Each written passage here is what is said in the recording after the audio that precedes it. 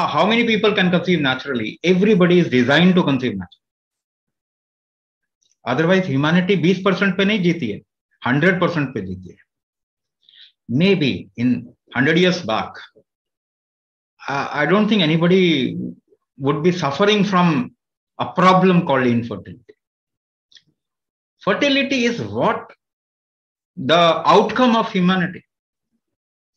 So, how many people can conceive? Everybody, every lady can conceive.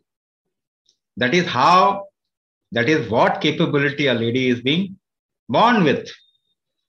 Now, if we deteriorate the system, if we create problem with the system, if we create discrepancy with the system, then the fertility aspect goes down. So how many IVFs were there 50 years back? No IVF. Fertility was not even an issue. Now, if we interfere too much with this body, if we interfere too much with the ecosystem of life, with the environment, what are we creating? We are creating difficulty with the functioning of life. And that is what is happening. 100 years back, कितने लोगों को diabetes था? Blood pressure issue कितने लोगों को होता था? Thyroid कितने लोगों को होता था? PCOD. Male would not even think about infertility, erectile dysfunction, low sperm count, low sperm motility, mortality, morphology. नाम तो करण कुछ भी कर दो आप, नामकरण संस्कार तो कुछ भी कर दो. But was it a problem 100 years back? 100 साल पहले तो ये प्रॉब्लम भी नहीं था. तो इसका मतलब फर्टिलिटी नेचर कितना गारंटी करता है? 100% गारंटी करता है, बट हम उसे कम कर देते हैं. The moment you put in something in your body which your body is not designed for, you create a problem. ना डीजल की गाड़ी में पेट्रोल डाल के देखो, फिर बोलो कि अरे ये क्या हो गया. नहीं डाल सकते आप, मगर इस शरीर के अंदर आप केमिकल बॉम्बिंग चालू रखते हैं. बचपन से आप इतने इम्यूनाइजेशन करते हैं, और ड्रग एडिक्ट तो सभी हो गए. Just think about your grandfather, grandmother, दादा दादी, नाना नानी को याद करें. Are you physically more capable than them? शारीरिक रूप से क्या उनसे ज्यादा स्ट्रॉन्ग है आप? वो जितना काम कर सकते थे उतना काम कर सकते हैं क्या सेम एज में? नहीं कर सकते. एनवायरमेंट क्या वही है जो 100 साल पहले था? नहीं है, बदल दिया आपने. खराब एनवायरमेंट में जाते हैं तो शरीर में रिस्क आ जाता है. तो हमने तो अपना नेचुरल एनवायरमेंट ही खराब कर दिया. क्या रिस्क नहीं आएगा शरीर के अंदर? मगर उसके बावजूद भी कौन बचाता है आपको? आपका शरीर बचाता है. जो लोगों को तकलीफ नहीं है उनको क्यों तकलीफ नहीं है, और कुछ लोगों को तकलीफ है तो क्यों तकलीफ है? सभी की तो फर्टिलिटी नहीं खत्म हो गई, कुछ लोगों की होगी जिनका रेजिलियंस कम है, जिनकी सहन शक्ति कम है. इस डिस्टॉर्टेड फोर्स से जिसका शरीर सह लेता है वो फिर भी वो काम कर लेता है, मगर फिर भी हमारी नेक्स्ट जनरेशन कमजोर ही होती जा रही.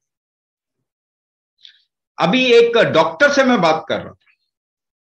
There are doctors who want to come and present our program because they think कि आप जो बोल रहे हैं ना वो ज्यादा बड़ी सच्चाई है. So they want to join our program. Maybe next month a gynae will be presenting this program, not me, जिसके आगे स्वामी लिखा है.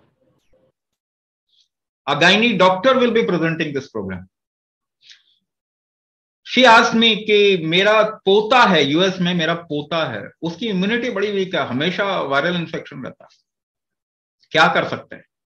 क्योंकि there is no medicine that we can give that kid. Medicine देंगे तो उसको नुकसान हो. हमारे कल्चर में एक स्वर्ण प्राशन करके बनाया गया था. एक ड्रॉप होता है जो कि जिसमें स्वर्ण का, सोने का अंश होता है और घी के साथ में वो दिया जाता है एक पर्टिकुलर नक्षत्र में. Culturally, it was built, and there are a lot of studies now available which says it improves immunity and intelligence like nothing. तो पहली चीज, इन लोगों को जिनको तकलीफ नहीं है उनको क्यों तकलीफ नहीं है? आज वो क्यों कंसीव कर पा रहे हैं और कुछ लोग कंसीव क्यों नहीं कर पा रहे? क्योंकि उनके फैक्टर्स, फर्टिलिटी फैक्टर्स वीक हो गए ना. फर्टिलिटी का स्ट्रेंथ वीक हो गया, वो झेल नहीं पाए. कुछ लोग झेल पा रहे हैं, तो जब तक झेल रहे हैं, नहीं तो उनको भी तकलीफ आई. मगर इतना तो श्योर है कि इवन कंसेप्शन भी हो रहा है लोगों का, तो बच्चे जो है जेनेटिकली स्ट्रांग नहीं है। 11 महीने 2 साल के बच्चों को इंसुलिन लग रहा है।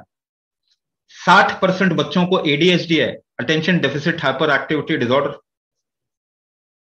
इम्यूनिटी के तो बात ही छोड़ दीजिए, क्रॉनिक डिजीज इतनी अर्ली एज में आ रहे हैं।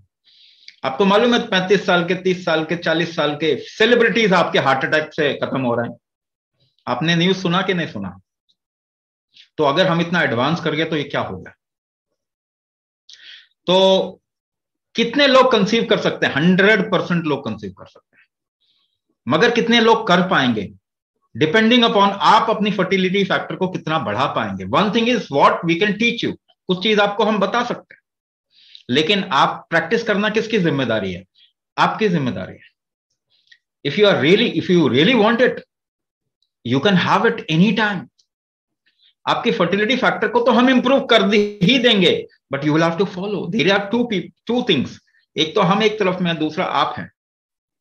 And because this is a practice, this is something which you work upon your body, इसका रिजल्ट तो इमीडिएटली गारंटीड है और नुकसान नहीं है, because you are using body's own strength creating mechanism. आप शरीर का ही अपने अंदर शक्तिवर्धन का जो आयाम है उसी को इस्तेमाल करते हैं। कुंभक आपके शरीर का ही अंश है, इसी से आप काम करते हैं।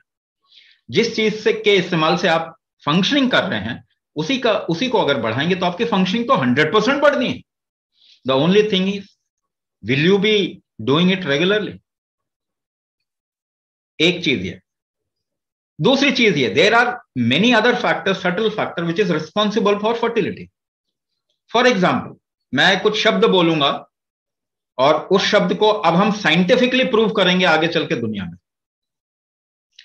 जब आपका जीने का तरीका आपके शरीर में दोष लाता है, क्या ये ऑलरेडी स्टैब्लिश हो चुका है कि अगर आपका लाइफस्टाइल ठीक नहीं होगा तो आपके शरीर में दोष आएगा। इसी को हम कर्म सिद्धांत कहते हैं। और कर्म सिद्धांत इतना छोटा नहीं है, इससे भी आगे जाता है। So if you have done something with yourself through which one aspect has become almost negligible, और या फिर उसकी पॉसिबिलिटी बहुत कम हो गई, तब क्या करेंगे? मैं आपको यह बताऊं, कुंभक उसका भी इलाज है, but it will take time. अगर आपके बहुत सारे टेंडेंसीज हैं, कुंभक उससे भी आपको निकाल देगा, मगर शायद ये 3 साल ले ले, शायद ये 2 साल ले ले, शायद ये 1 साल ले ले, मगर ये तो गारंटीड है कि वो आप निकल जाएंगे।